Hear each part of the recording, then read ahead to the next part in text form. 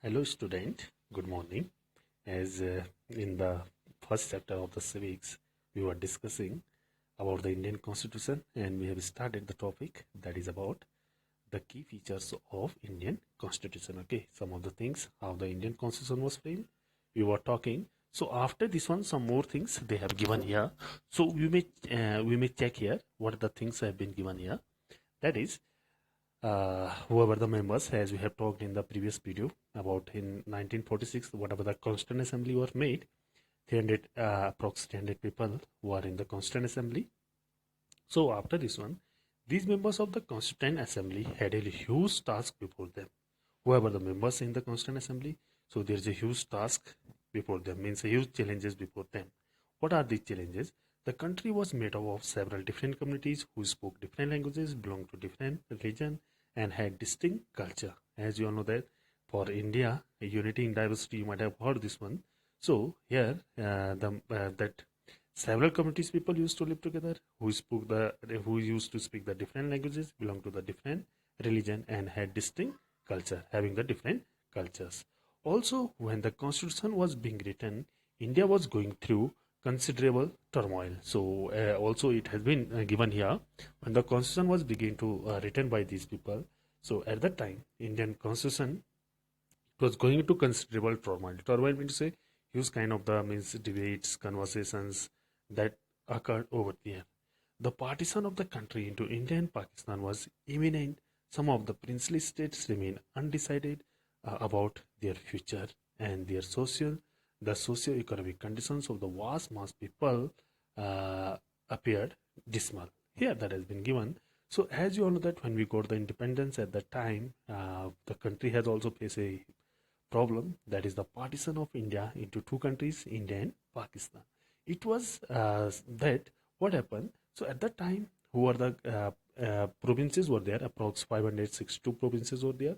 So what happened? So it was the challenge for these all the provinces to mingling with India, either mingling in India or Pakistan. So here some of the princely states remain undecided about their future, and the socio-economic conditions of the vast mass of the people appear dismissed. So what will be the condition of these people? What would have been the condition of these people that during the same time? Okay. So after this one, all of these issues played on the minds of the members of the Constituent Assembly, and they drafted the Constitution. So while they were drafting the Constitution, these all the things were remaining in the minds of all the members of the Constituent Assembly. Okay. Then what happened? See, they rose to the occasion and gave this country a visionary document that reflects a respect for maintaining diversity while preserving national unity. Whatever the draft for the constitution have made by these people, it just gave the country to a visionary document which had a vision at that time, and that reflects the respect for maintaining diversity, whatever the diversity were found in the country. So for maintaining this one while preserving as well as the national unity, for securing the national unity. The final document also reflects their concern for eradicating poverty through socio-economic reforms, as well as emphasizing the crucial role the people can play in choosing their representatives. So this thing have been just also drafted in the constitution, the final document. It also reflects that the eradicating the poverty. Eradicate means to remove the poverty from the country through they have given socio and economic reforms that will be also done, as well as they just used to force the crucial role of the people, the important role of the people can play in choosing their representatives. Mean to say whatever the representative will be there, so that will be just elected by the people. And if you are seeing the right side, this particular pic has been shown of the Dr. Bhimrao Ambedkar. Baba Sahib Dr. Bhimrao Ambedkar is also known as the father of Indian Constitution. Okay, Dr. Bhimrao Ambedkar believed that his participation in the Constituent Assembly helped the scheduled caste get some safeguards in the draft constitution. Whatever the things have been made for the scheduled castes and the scheduled tribes, you might have heard the words ST and SC. So it helped to just harmonize, it helps to improve the condition of those communities who were at that time who were so-called Dalits and lower caste. Okay, so after this one, listed below are the key features of the Indian Constitution. Downside, one by one, you will come to know about the key features of the Indian Constitution. While reading these, just keep in mind the above mentioned concern of diversity, unity, socio-economic reforms, and representation that the authors of this document were grappling with. So whatever the things have been given downside, so just keep in your mind about these the concern about the diversity of the country, unity, socio-economic reforms they have to do, and representation, how they will represent the country. These all the things, and try and understand the ways in which they try to balance these concern with their commitment to transforming independent India in a strong democratic society. And just try to understand these all the things, how these people just made a balance among the commitment that has been given, the transforming the independent India into a strong democratic society. The first thing they have given here, federalism. Federalism means to say where the power is decentralized. The power will not be remain in one level of government. Means more than one level of government will be there. Federalism means to say this refers to the existence of more than one level of government in a country.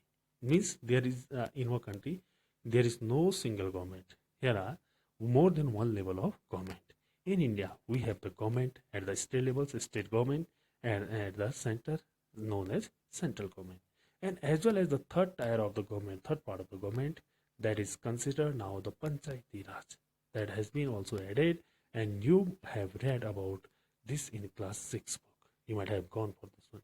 We looked at the functioning of the state government in your class 7th book, and this year we will read more about the central government. And as Panchayati Raj, you have read in the class 6 about the state governments, you have read in the class 7th. Now here we will discuss about the central government. Okay, the vast number of communities in India mean that a system of government needed to be devised that didn't involve only persons sitting in the capital city of New Delhi and making decisions for everyone.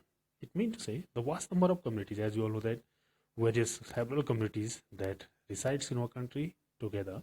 So it needed to be devised that didn't involve the person sitting in a capital city of the Delhi.